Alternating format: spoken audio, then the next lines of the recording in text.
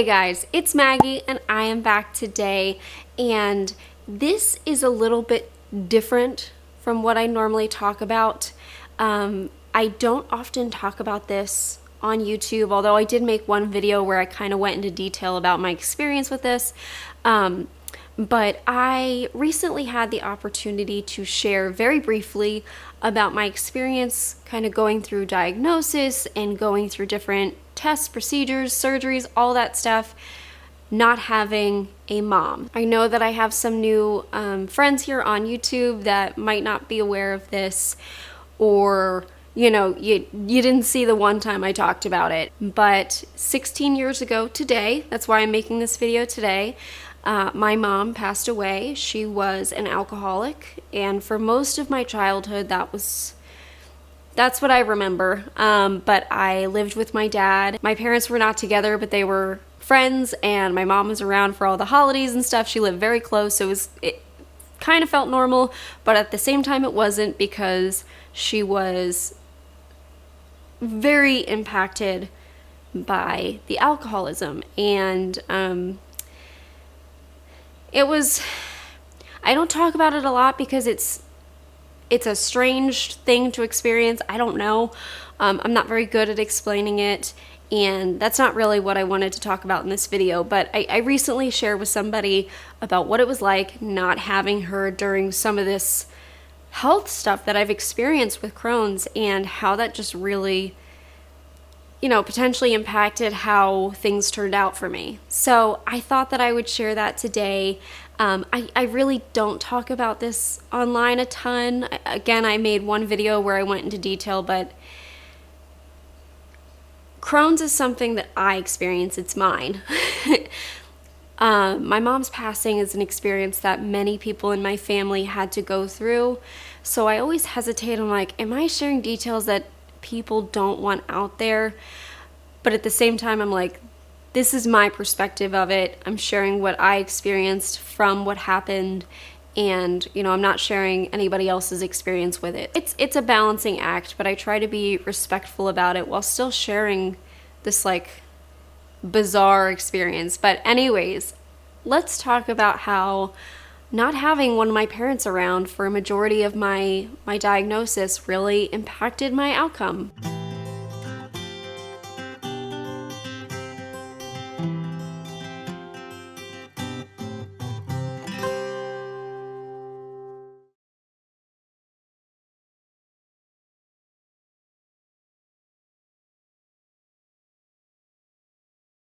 So I'm going to give you very brief background. My mom passed away when I was 13. I was almost 14, I believe, at the time, and I'm almost 30. Almost 30. And so it's been 16 years, if I'm doing the math right. If I'm wrong, oh well. It's been a number of years. I was diagnosed prior to her death. She was actually a nurse, so she was the one that when my symptoms started up, she said, I think that you've got this GI disorder. She called it by the wrong name, but she knew she was talking about IBD. So she kind of helped in that sense. She was very familiar with all that because she did a lot of home care work. And so the beginning of my diagnosis, she was there for the colonoscopy. She was the one that did my enema before the colonoscopy. She was there for a lot of the intimate stuff that I didn't necessarily want my dad helping me with or knowing about. So that was really helpful early on. And at the point at which I really started to get sick, I was diagnosed with Crohn's, but I started to go downhill, she only lived for a few months into that. I started tube feeding because I had lost so much weight from Crohn's disease. I think it was March of 2007, and she passed away at the end of April 2007. For that period of time, I had talked to her. I only talked to her on the phone. That was the last time I spoke to her, because her passing, she was not aware. She was in a coma. That's how it ended. So I remember speaking to her about my tube feeding and stuff like that over the phone, but she wasn't there for any of the surgeries. She wasn't there for the rectal dilations and when I had to do dilations at home. And I think about that and I'm like, I wonder if I would have been more open speaking to doctors, telling them what was really going on. There are certain things that I didn't feel comfortable sharing with my dad, that I didn't feel comfortable sharing with my doctors, and I just wonder if there had been that person that I felt fully comfortable with, what would it look like now? What would it look like today? I don't know. And because of all this, because of all of my experiences throughout the years, obviously I've become a lot more comfortable, and who knows, maybe I wouldn't be as comfortable sharing openly about it. Maybe I wouldn't be sharing on YouTube, but I'm at the point where it's kind of like, yeah, I don't have a rectum, and we joke about it. I'm comfortable doing that now. So it makes you wonder, but you'll never know, right? Anyways, so earlier in childhood, I don't remember a time that she was 100% healthy. There were many moments where she could not live on her own, so she lived in assisted living facilities, or she was in and out of hospitals or rehab facilities. It's kind of weird because before I was ever diagnosed with Crohn's disease, had any experience in the medical world, I was comfortable. And, I knew hospitals, I knew live-in facilities. I was familiar with them. I knew how they worked. I knew the dynamic of all the people that worked there. And so it's kind of odd as I started, going into adulthood, working at different places. Like I worked in an assisted living facility for a while, and obviously worked in hospitals and done stuff like that. It was a very strange feeling because I felt so comfortable in those environments. And then I would feel icky because I'm like, why do I feel so comfortable here?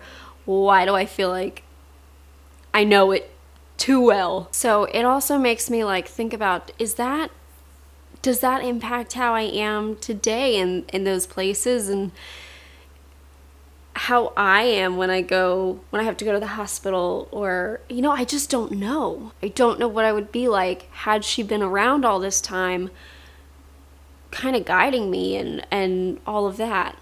But I think the largest impact that this all had on me was seeing somebody like her. She was 50 when she passed.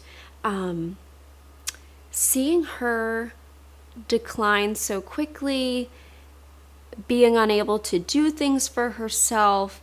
There was a point at which she had Korsakoff syndrome. If you're familiar with it, it's almost like dementia. It was a very strange experience to be talking to your mother who has no idea who you are, which, obviously dementia, you can experience that. But I experienced that as a young person. I was probably about 10 or 11 when that happened, and it was so bizarre. She didn't know how to speak, so it was very weird, very weird. But seeing somebody unable to care for themselves and do really simple tasks and be independent, I think gave me this fear of not being independent with myself. And I think maybe that's why I tried to do all of my care. It's kind of funny though, because in my position where, I've got this chronic illness and I've had to have some intense surgeries, I would say, I have to be vulnerable and I have to rely on other people to help me. And I think that's really hard. That's really hard to do, especially when you're fearful of being like that long term. I was like, seeing that as a kid, I was like, I don't want to be like that. I don't ever want to be like that. And so I think that's really why I try to do everything that I can to care for myself. I've tried to be very independent with all of the things, even, after I had my rectum removed. Zach helped me a lot with the dressings because it's behind me. It's hard to see back there, but it didn't take me long to figure out ways to do it myself, where I set up a mirror because I wanted to do it. I wanted to take care of it. I don't want people to see me as unable to care for myself. I think that's one of the things that I've really been able to identify as, you know, how it's impacted me. And it's so hard when you have an illness like Crohn's, and it's like sometimes you're gonna need help, sometimes you don't have a choice. I think I have thought about her death more in the past 2 years than I had in the 14 prior years. You know, when it happened, it was, I described this in the one video I made, it was kind of a relief. It was a very unstable, I don't know, existence, although my dad made it as absolutely stable as he possibly could.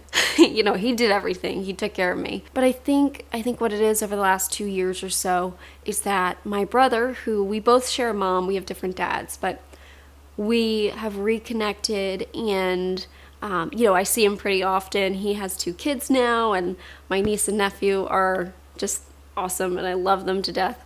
And it's funny because he's a bit older than me, and there are experiences, because I was so young, that sometimes you question, like, did it really happen that way, or is that just, you know, childhood brain, you kind of remembering what you can and filling in the pieces that you don't. And being able to talk about this with my brother, who also went through the same experiences, we were both there, and solidifying some of the memories and finding out more details, I think that's really made me think a heck of a lot more about it. And it's almost like I'm mourning 16 years later when I didn't afterwards. If you've experienced it, it might make sense to you, but it was just a sigh of relief, because I knew that there was not going to be any more wondering. There was this constant wonder of, when is she going to pass? We know it's coming because of her problems. She could not stop. We knew it was coming, but we didn't know when, and it was just like, it happened, and it's over, and we can move on. I know that sounds really bizarre, but I think that's how it was for a lot of us. We didn't want it to happen, but we knew it was coming, and it was kind of like a matter of when. And I think, well, I don't know what it would have been like going through this disease and getting all the stuff done that wound up happening, like the resection surgery and then the ostomy surgery. I could not imagine that while also witnessing what I witnessed as I was younger. So I'm glad that my body waited. I'm glad it waited until after. I feel like this is a really bizarre video, but it's kind of what was on my mind. It's been on my mind for I don't know, like I said, the last 2 years, I've really just thought a lot about it, and, you know, questions pop into your head. I think for a while, if you don't think about it, you're not processing it, and that's because I was a kid when it happened. I didn't, but my brother has kind of helped me make sense of different experiences and things, so it makes me think about it more. And also just, you know, I have the niece and nephew, my brother's kids, and I know that she would have loved, oh my God, she would have loved them. So that might be part of it too. You know, it is what it is, but I just thought I would share about that experience, because I think it's important to remember that while we go through these diseases and all the fun things that come along with them, there are other things going on in people's lives that just complicate it, you know, just make it more difficult. And that your disease might not be the only tough thing you're going through. So, yeah, I just felt like talking about it today. Like I said, it's the 16th anniversary. I still remember walking into the hospital with my dad. It was the first time we walked in the hospital when we realized, like, it's coming up. She was on life support, and we basically had to choose the time to do it. But it was a beautiful spring day, and the nurse asked me if I understood what was going on, and I was like, yes, I can look at her and see what's happening. I understand. and it would have been, I guess, what did we do? We did it at night. All the family was there when they decided to remove her life support. My brother was in the room. My dad was in the room. I chose not to because I was like, I'm 13 and I feel like, you know, I've seen her. I've said my goodbyes. I don't want to know or have the image of my mind of her body without her mind or her soul. Does that make sense? I don't know. So I chose not to go in the room. But it was really peaceful. And if you know my kind of humor, we're walking out of the hospital and the automatic sliding doors like were screwing up and like closing and then opening partway and closing, so we couldn't leave the hospital. And of course we're like, oh, there she is. Her ghost is already making an impact, already screwing with us. So that was that's how we deal. Yeah. Okay, so this was a weird video. Sorry guys. I just felt like talking about it, and you know, YouTube is my way of talking things out. Thank you so much for watching this video. Please don't say, I'm so sorry for your loss. I don't know how to explain it. You don't have to say that. You don't have to say that. Okay. Thank you so much for watching, and I will see you guys very soon. Bye, guys.